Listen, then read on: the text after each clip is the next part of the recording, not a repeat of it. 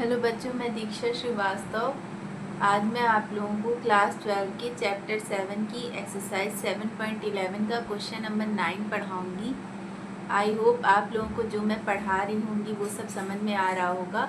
अगर आप लोगों को कुछ नहीं समझ में आता है तो आप लोग कमेंट सेक्शन में कमेंट करके पूछ सकते हैं। मैं अगले दिन उसका वीडियो अपलोड कर दूँगी, ठीक है। तो आज का क्वेश्चन है integration 0 to 2x√2 - x dx।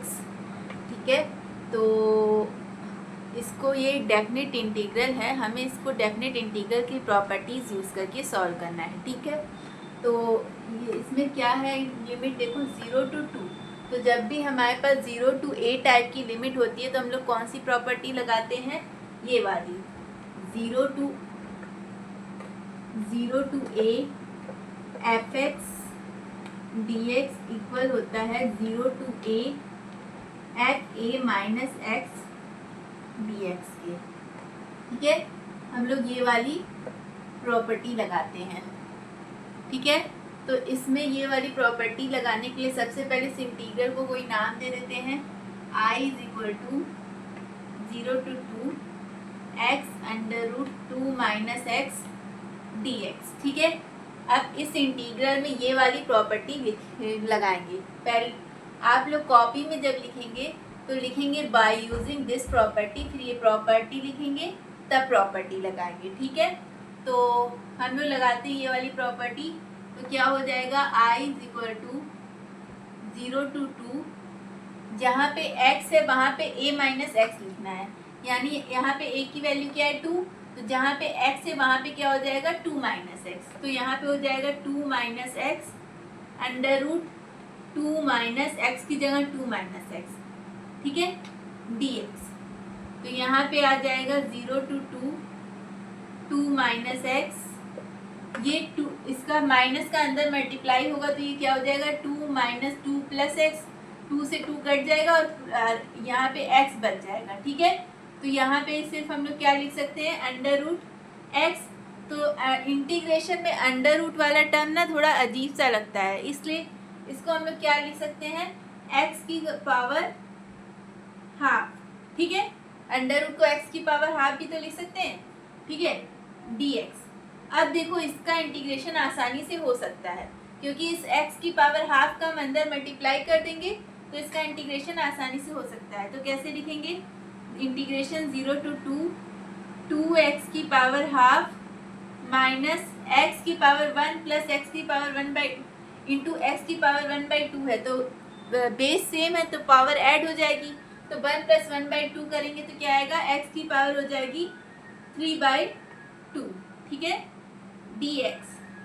अब इसका इंटीग्रेशन कर दो। कैसे इंटीग्रेशन करेंगे, x to the power n के फॉर्मूले से। तो यहाँ पे इंटीग्रेशन करो तो ये 2 तो कांस्टेंट है, 2 को बाहर निकाल लो, यहाँ पे हो जाएगा x की पावर 1/2 + 1 अपॉन में 1/2 + 1, लिमिट क्या है 0 to 2 माइनस x की पावर 3/2 + 1 अपॉन में 3/2 + 1। चाहो तो आप इकट्ठे लिमिट लगा सकते हो, इसको ऐसे लिखने की ज़रूरत नहीं है, अलग अलग इकट्ठे ही लिमिट लगा दो। ठीक है, तो यहाँ पे हो जाएगा लिमिट है 0 to 2। ठीक है, लेकिन यहाँ पे 2 कांस्टेंट है ना, तो ये 2 इसके लिए है सिर्फ। एक मिनट, इस 2 को यहीं पे लेने दो। ठीक है, नहीं तो लगेगा दोनों का 2 का दोनों में इंटू हो रहा है। ठीक है, इस तरह है। ठीक है, तो अब इसको करते हैं, तो यहाँ पे हो जाएगा 2x की पावर 1/2 + 1 3/2 हो जाएगा। ठीक है, और यहाँ पे नीचे भी 3/2 आएगा जो ऊपर जाके 2/3 हो जाएगा। ठीक है, यहाँ पे माइनस x की पावर 3/2 + 1 यानी x की पावर 5/2 हो जाएगा, और नीचे भी 5/2 आएगा जो ऊपर आके 2/5 हो जाएगा। ठीक है, 0 to लिमिट है हमारी 0 to 2।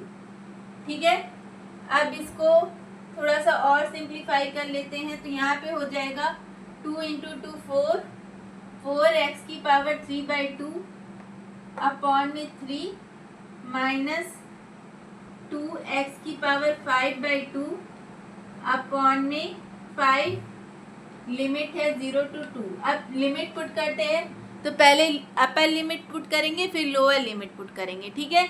तो पहले अपर लिमिट पुट करते हैं, तो अपर लिमिट पुट करेंगे तो क्या हो जाएगा 4 2 की पावर 3/2। 2 की पावर 3/2 का मतलब क्या हुआ 2√2, ठीक है।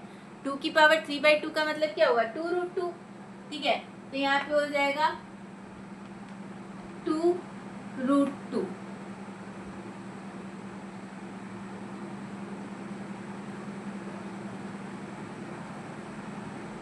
और यहाँ से -2x की पावर 2 की पावर 5/2। 2 की पावर 5/2 को हम लोग क्या लिख सकते हैं 2 की पावर 3/2 + 1, यानी 2 × 2 × 2√2, ठीक है। ये लिख सकते हैं क्योंकि देखो ये 1 है और ये 2 की पावर 3/2 है, दोनों को प्लस करेंगे तो 5/2 ही आ जाएगा, ठीक है। अपॉन में 5 और यहाँ पे क्या है अपॉन में 3, ठीक है।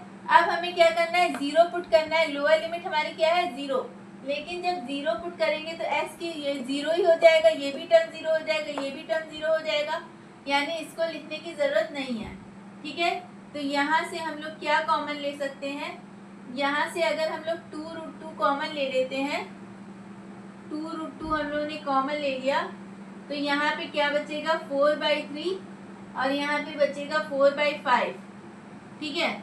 दोनों का एलसीएम ले लो, तो 2√2 यहाँ पे हो जाएगा 20, यहाँ पे हो जाएगा 12/15, तो यहाँ पे हो जाएगा 2√2 × 8/15, यहाँ पे आ जाएगा 16√2/15, ठीक है। तो ये हमारा आंसर हो जाएगा।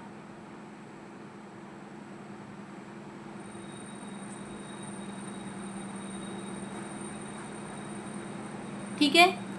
तो अगर आप लोगों को मेरा वीडियो पसंद आता है तो प्लीज़ लाइक शेयर और सब्सक्राइब करें। अगर आप लोग मेरे चैनल पर नए हैं तो ज़रूर से ज़रूर सब्सक्राइब करें और कमेंट करें। Thank you.